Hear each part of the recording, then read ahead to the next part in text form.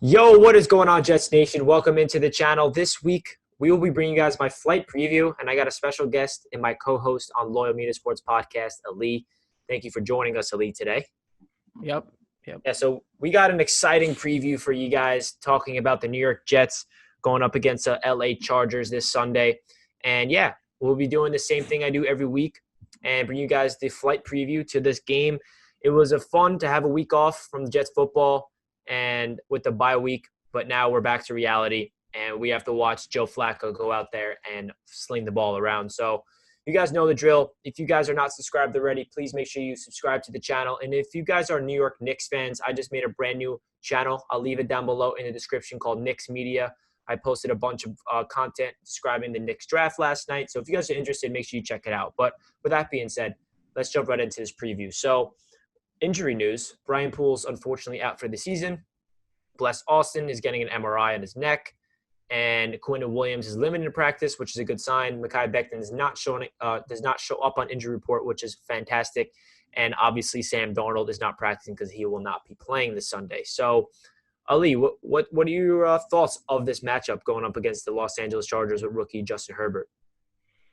I mean, I think we're going to get crushed by this offense. I mean, Justin Herbert is playing out of his mind. And, with the secondary losing Brian Poole, bless Austin possibly, it's scary because Herbert, he has weapons. That offense is legit. I mean, they've been in a lot of games. They're actually one of the best losing teams right now. And, they went down to the wire with the Kansas City Chiefs.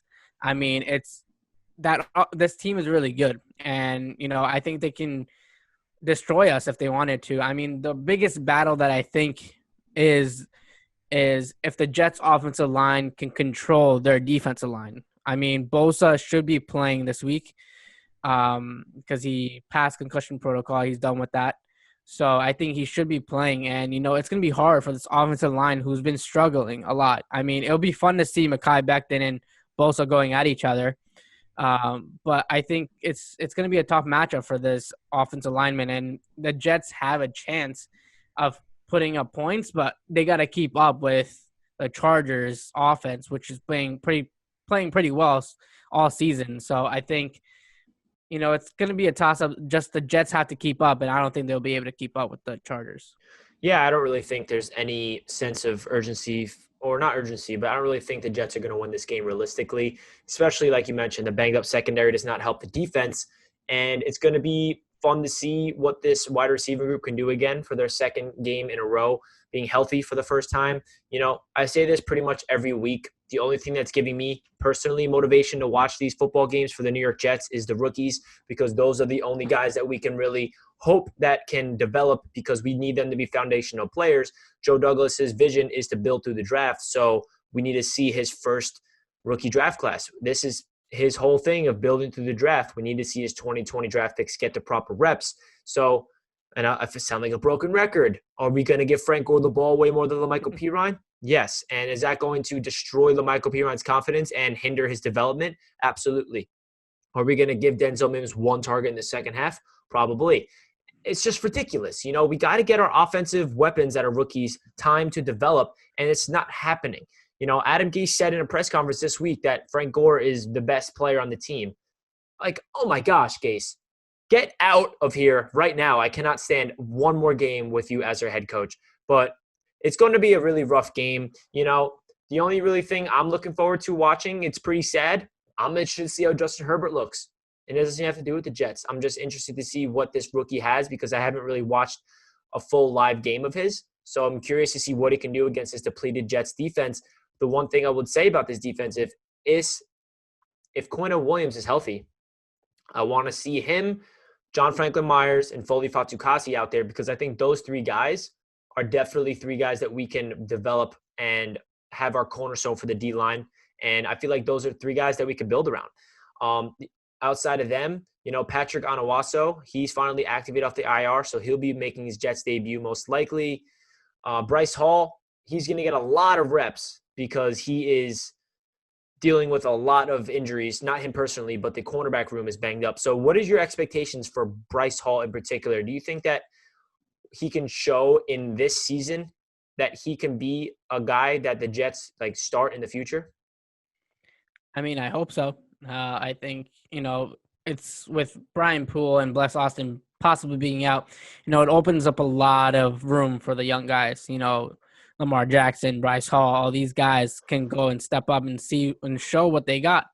I mean, I hope Bryce Hall could be the future. I mean, he's a stud. In college before he got hurt, he was a stud, and everyone likes that pick. I mean, every Jets fan likes that pick and hopes that he does well. And I think he did pretty well last game, his debut against Patriots. So I think he's going to go up against some top wide receivers on Sunday. So, it's going to be interesting. Herbert is a good quarterback. I mean, he's a solid quarterback as a rookie. He has his pocket awareness is amazing. His durability is amazing. His decision making is good.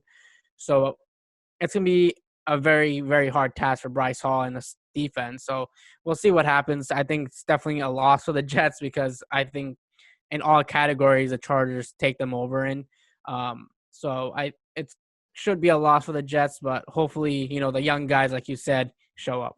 Do you think that the offense has a chance to put up good points to keep up with the Chargers? Because we did see a spark on Monday Night Football last time we saw this New York Jets team play. And what if Joe Flacco goes out there and looks good again? Do you think that this offense can put up big numbers again? We'll see. I have to see a full game of competitive football before I say anything about the Jets competing with another team like that because, I think they're going to compete. I think they're going to compete in at least the first half. They're going to compete. And then the second half, we have no idea what's going to happen because that's where they usually collapse and they don't have a game plan for the second half. And they don't know how to finish games, but also Chargers are known for not finishing games also. So, I mean, it's gonna be an interesting matchup. I think there's a chance that the Jets win. There's not a huge chance the Jets win, but there's a chance. And it's about how that coaching staff game plan it is and how Flacco plays. And if you feed your stars, if you feed Denzel Mims in the second half, if you do LaMichael Piron, all these guys and feed them the ball, maybe they could win this off. But I haven't seen this all season, so I don't know why they would change it up on Sunday.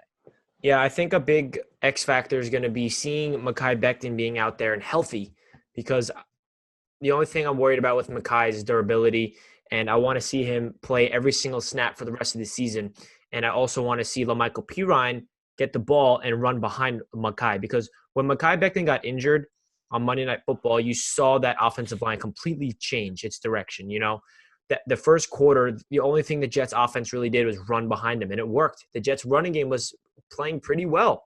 And then when he went down, it flipped the script. So it's pretty insane how much of an impact our rookie left tackle makes on this offensive line because he is a top 5 left tackle in the league as a rookie when he's on the field. And that's just not being biased. That's facts. If you look up at the stats and if you watch all these people raving about him, he's truly that dominant. He's truly that good. And it's so refreshing to have somebody with that much potential. The only thing we can hope is that he is durable and he can stay on the field. Luckily, there's no injuries, to his lower body because that would be something to worry about with whether it's his knee or ankle.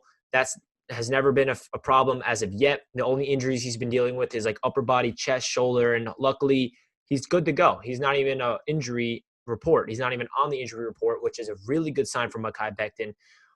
To finish off this video, let's just talk about Sam Darnold and what do you think that he can be playing at all for the rest of the year, or is he going to get shut down? I mean, we don't know about his shoulder, and it's so crazy what's going on with Sam and how this Jets team really dealt with him.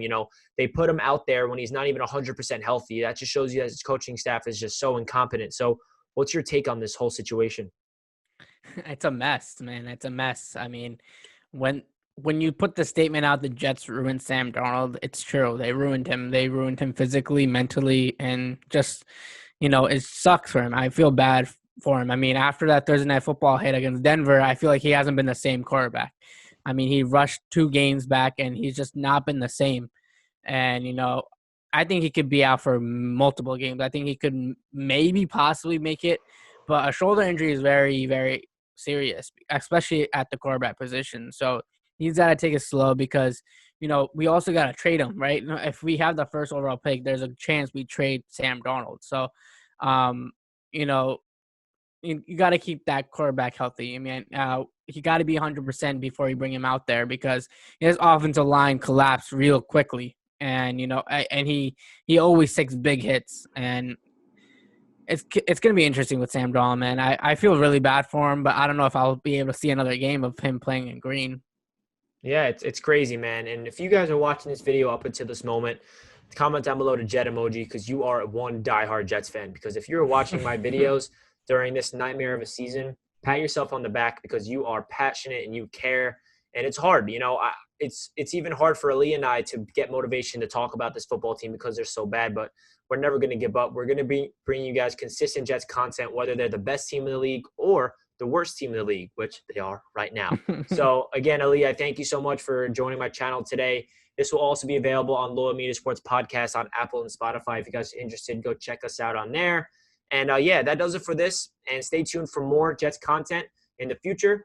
I'll be posting a Madden 21 video, and I'll be going live during the game. So you guys know the drill. Subscribe to the channel. Check out Ali on Loyal Media.